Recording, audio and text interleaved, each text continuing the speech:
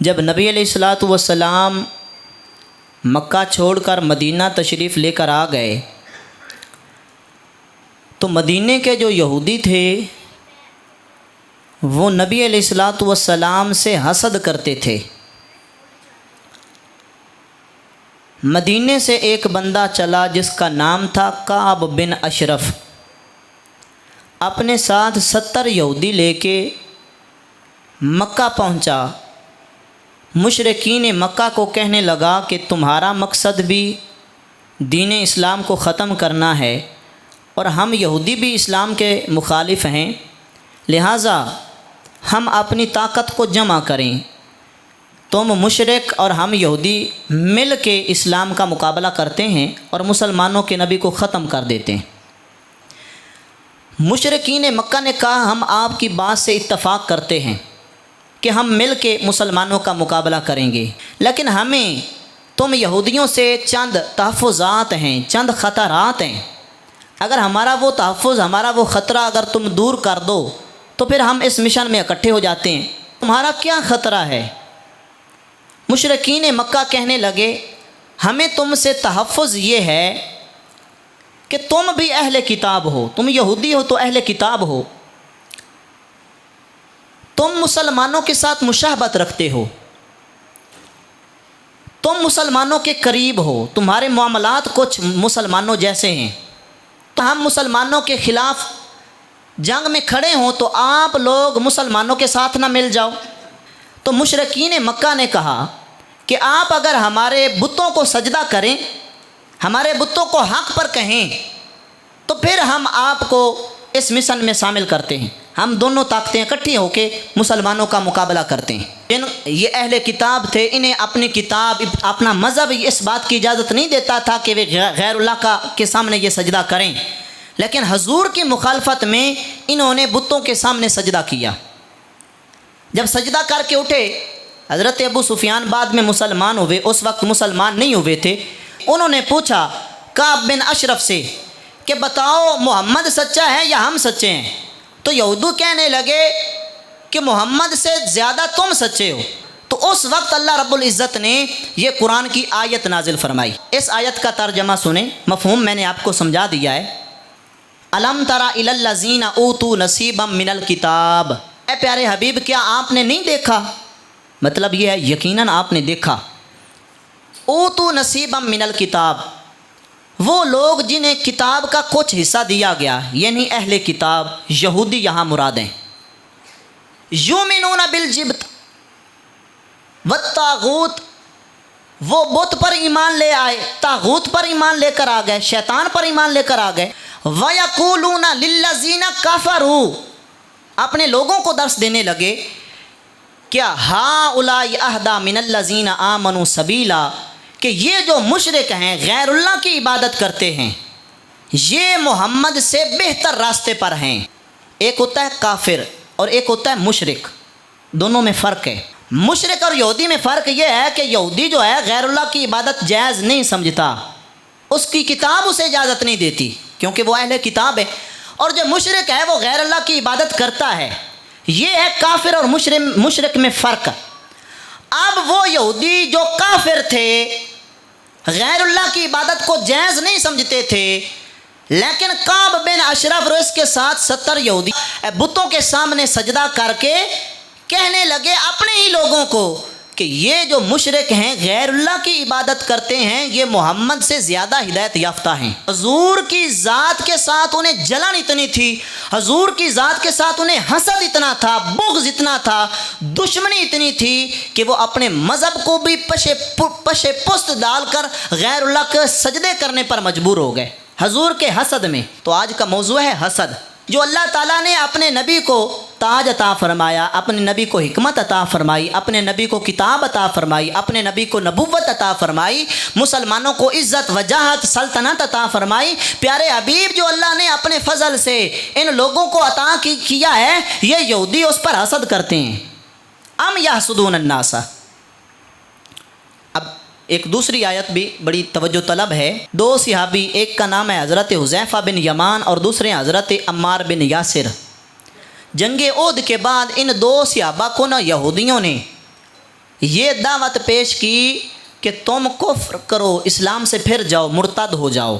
ان صحابہ نے ان کا سختی سے رد کیا اور یہ واقعہ حضور کی بارگاہ میں پیش کیا، یا رسول اللہ یہودی ہمیں اپنے دین کی دعوت دیتے ہیں اور ہم نے ان کا رد کیا ہے۔ تو نبی علیہ الصلوۃ والسلام نے فرمایا تم نے خوب اچھا کیا ہے۔ اب اللہ رب العزت نے اس واقعے کے اوپر قرآن مجید کے اندر ایک آیت نازل فرمائی۔ اللہ نے ارشاد فرمایا وَدَّ کثیر من اہل الکتاب، کہ کثیر اہل کتاب ایسے ہیں جو چاہتے ہیں کہ وہ تمہیں لو یردونکم من بعد ایمانکم کفارا، کہ تمہارے ایمان لے آنے کے بعد تمہیں کفر کی طرف لے جائیں۔ آگے اللہ نے فرمایا حسدا من عند انفسہم، یہ اس لیے یہودی کرتے ہیں کہ ان کے دل میں حسد ہے۔ کیوں ان کے دل میں حسد کیوں پیدا ہوا؟ حسد اس لیے پیدا ہوا من بعد ما تبین لهم الحق، اس لیے کہ انہیں واضح ہو گیا تھا کہ حق محمد رسول اللہ کے پاس ہے، حق صحابہ کے پاس ہے، دین حق یہ ہے۔ حق واضح ہونے کے بعد وہ جو مسلمانوں کو اور صحابہ کو اپنے دین کی طرف بلا رہے ہیں، اس کی وجہ صرف حسد ہے کہ وہ مسلمانوں سے حسد کرتے ہیں۔ تو ان دو آیات میں یہودیوں کے حسد کو واضح کیا گیا۔ یہودی نبی علیہ الصلوۃ والسلام کی نبوت کی تمام تر صفات کو جانتے تھے، کیونکہ حضور کی جو صفات اور نشانیاں تھیں حضور کی نبوت کی، وہ تورات میں بھی تھیں، وہ زبور میں بھی تھیں، وہ انجیل میں بھی تھیں، وہ آسمانی کتابوں میں تھیں، اور انبیاء نے خبریں دی تھیں۔ سابقہ کتب کے اندر حضور کی نبوت کی تمام تر نشانیاں تھیں، اور یہودی اس بات کو جانتے تھے کہ یہ نبی حق پر ہے، لیکن وہ حسد کی بنیاد پر حضور کا کلمہ نہ پڑھ سکے۔ تو علماء فرماتے ہیں حسد اتنی بری چیز ہے، انسان خود بھی بھلائی سے رک جاتا ہے، اور حسد کی وجہ سے انسان باقی دوسرے لوگوں کو بھی بھلائی سے روکتا ہے۔ معاشرے کے اندر، محلے کے اندر، قبیلے کے اندر عزیز رشتہ داروں میں سے کسی کو اللہ تعالیٰ نے اچھا گھر دیا ہے، کوٹھی دی ہے، بنگلہ دیا ہے، تو پڑوسی اگر حسد کرے، اس کے دل میں یہ خواہش پیدا ہو کہ یار یہ اس طرح کا بنگلہ اس کے پاس نہیں ہونا چاہیے تھا، یہ تو میرے پاس ہونا چاہیے تھا، یہ حسد ہے۔ یہ حسد گناہ کبیرہ ہے۔ اچھا، ایک حسد ایسا ہے جس میں علماء فرماتے ہیں کہ اگر بندہ وہ حسد کرے تو اس پر کوئی مواخذہ نہیں ہے۔ وہ کون سا حسد ہے؟ معاشرے میں کوئی ایسا بندہ ہے جس کو اللہ تعالیٰ نے بڑا پیسہ دیا ہے، بڑا وہ امیر ہے، لیکن وہ اپنی دولت کے سر پہ کیا کرتا ہے؟ ڈاکے ڈلواتا ہے، چوروں کی پشت پناہی کرتا ہے۔ کوئی میری بات سمجھ آ رہی ہے؟ چوروں کی پشت پناہی کرتا ہے اپنی دولت کے سر پہ، اپنی دولت کے مان پر۔ اسی طرح معاشرے میں اور برائیاں کرتا ہے، غریبوں پہ ظلم کرتا ہے، ماڑے بندے کی قدر نہیں کرتا، حقیر جانتا ہے۔ اسی طرح زیادتیاں کرتا ہے معاشرے کے اندر، اور وہ فساد فی الارض کا سبب بن رہا ہے۔ اگر اس کا مال فساد فی الارض کا سبب بن رہا ہے، تو اب اگر اس ظالم بندے کے بارے میں کوئی بندہ یہ خواہش کرے، دل میں یہ حسد کرے کہ یار اس سے مال ختم ہو جانا چاہیے، یہ اپنے مال کے ذریعے سے لوگوں پر ظلم کرتا ہے، تو ایسے حسد پر کوئی مواخذہ نہیں ہے۔ کیوں کہ یہ وہ خواہش ہے جو ظلم کا خاتمہ ہے۔ کو بات سمجھ آ رہی ہے بھائی؟ حضرت ابو ہریرہ فرماتے ہیں حضور نے ارشاد فرمایا ایاکم والحسد، حضور کا فرمان ہے، حضور نے فرمایا کہ لوگو حسد سے بچو۔ حسد جو ہے فَإِنَّ الْحَسَدَ يَأْكُلُ الْحَسَنَاتِ، حسد نیکیوں کو ایسے کھا جاتا ہے جیسے آگ لکڑیوں کو کھا جاتی ہے۔ اور بڑی خوبصورت حدیث ہے حسد کی برائی کے متعلق۔ نبی علیہ الصلوۃ والسلام نے ارشاد فرمایا، یہ حسد کی تباہ کاری دیکھیں۔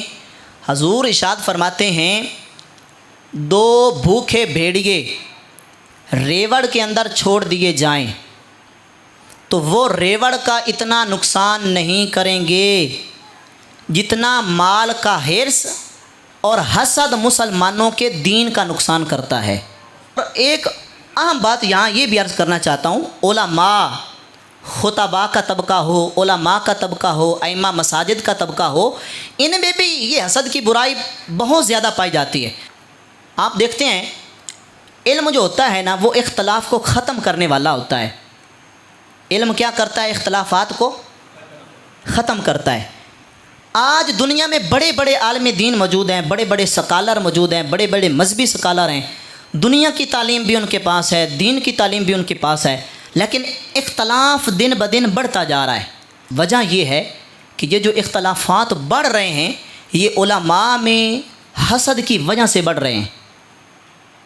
اور یہ میرا پیغام ہر منبر رسول پہ بیٹھنے والے بندے کے لیے ہے، ہر واعظ کرنے والے ہر خطیب کے لیے ہے۔ حضرت عبداللہ ابن عمر کا قول مبارک ہے، لا یکون الرجل من اہل العلم حتی لا یحسد من فوقہ ولا یحقر من تحتہ ولا یبتغی بالعلم ثمنا۔ یہاں آخری جو نشانی ہے اس پہ تھوڑی سی بات کرنا چاہتا ہوں۔ دین کے ذریعے، علم کے ذریعے دنیا نہیں کمانی چاہیے۔ میں سوشل میڈیا پہ ایک ویڈیو سن رہا تھا، اس میں ایک عالم دین بیان دے رہے تھے کہ میں نے اپنے مسجد کے لوگوں کو کہا کہ میری تنخواہ بڑھا دیں، اخراجات زیادہ ہیں۔